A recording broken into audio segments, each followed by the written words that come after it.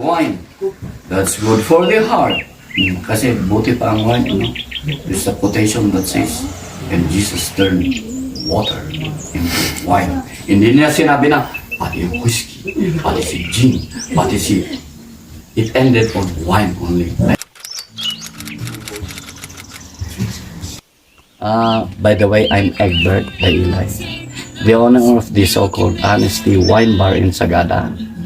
And the brand name of my product is Pitik Wines.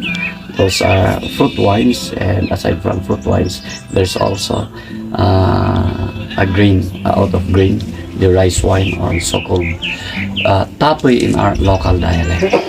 By the way, we started this a business since 2004, and up to the present, the business is still going on. Only the name Honesty Wine Bar only started after the pandemic. So, who started the business? Kayo lang ba, sir? It started from the family as a passion. Passion. So we did not expect that it will become business in the future.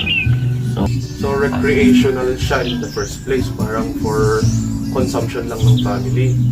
Exactly. Tapos naging, nag-boom. You decided to open a business for it. Like every humble beginning, Pitik Wines started small and grew into what it is today. Word of mouth till such time wherein we tried to expand by distributing it to the souvenir shops around Sagada, distributing 21 souvenir shops. For those that don't know, yung Pitik Wines actually has an honesty booth. Parang bar na din yun, honesty booth sa labas ng gate, wherein may mga jars doon filled with wine, and then a cup, and then in honesty box. So you take half cup or full cup, ganun ba yun, sir? Exactly.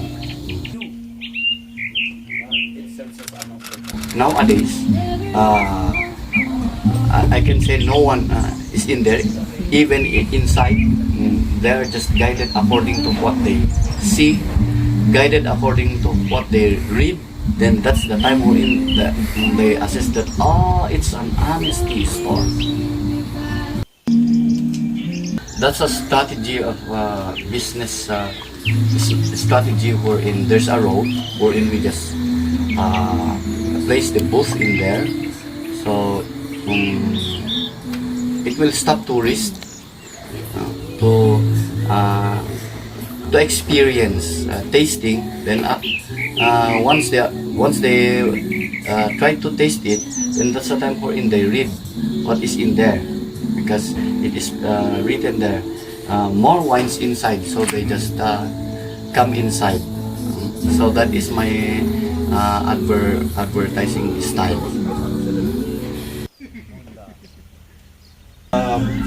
Can you describe the day-to-day process or operations ng pag-manage nyo ng paggawa or pag-maintain? Tapos pwede nyo bang ipakita mamaya? Okay.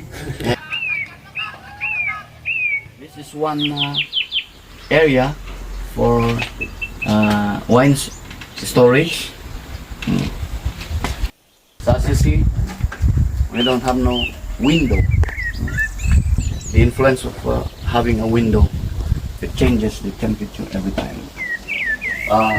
These are closed, para totally naka-silyado. Kasi ito na for aging. Pero ang iba na naging, tingnan nyo ang epekto ng pan na airborne. 1, 2, 3, 4. Tama na siya sa airborne.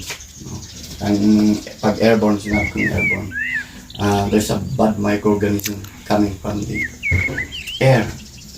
So dahil sa clay, it's not fluctuating during the day or during night? Kahit cold nights, cold times.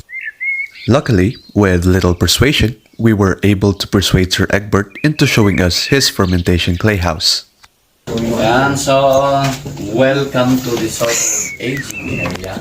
Pag sinabi nating aging area, it's that sensitive room wherein maintained yung temperature, tapos limited yung pwedeng papasok. Kaya tayo lang ang ano dito.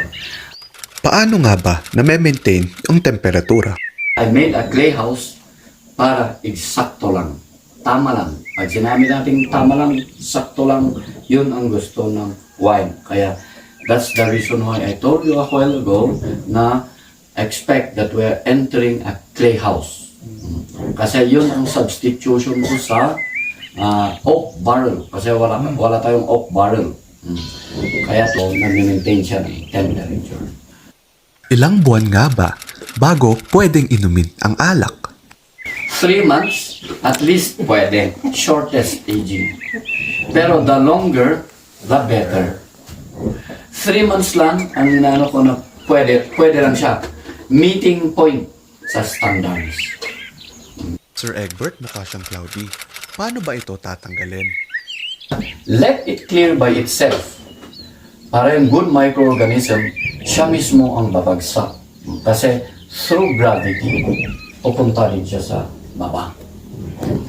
Malalaman pag commercial, pwede kong lagyan ng maliit lang na substance, ilagay mo dyan. Kaya lang, ang buhay niya, short. Parehas ba ang fermentation time ng iba't ibang prutas? May fruit na talagang hindi 3 months ang pwede niyang abutin. At least 8 months. Let's say passion fruit, very cloudy. Kaya depende on the character of the fruit. Pag guava, madaling babagsak siya kasi ang pectin niya. Pero ang iba naman, dahil sa tartness, mabubuo siya kaagad. So, mas shorter, baka 11 months pwede na. Depende. I cannot dictate them. They're the ones dictating me. Ano nang gagawin after ng fermentation, Sir Egbert? And that's the time wherein we wrap it to another container, eliminate up to here. Ma-eliminate up to here. So that is the clean part already. Ito, hiwalay ko. At itetesting ko. Kukunin pa, matesting pa kung pwede siyang magamit, yung yeast niya. Pwede siyang ipapamultiply. Pero pag hindi na maganda, masyadong dominated na by airborne, gawin kong mother yeast. Pag mother yeast, ito na hinahalo sa vinegar. Parang may narinig akong bubbles sa mga bottles na to. What is the purpose of this? Kasi ito, nagpapahinga pa, may buhay. Pag kinakain niya yung sweetness ng prutas, at natural, pag kinakain niya, uututin siya, so yun ang carbon niya. Sa baba naman, kaya ito na, pinaka-last, finish pala. Ito na, pwede namin lagay sa taas for bottling. For bottling na. Ito. The wines undergoing fermentation are kept from touching the floor as that can interfere with the process. They are put on the shelves or are insulated by plywood. The wines seen here touching the floor have already undergone rocking and are ready for bottling. Fermentation processes have been in Cordilleran culture evidenced by tapoy. Sir Egbert here is keeping up with the times by creating new varieties of wine most people haven't even heard of.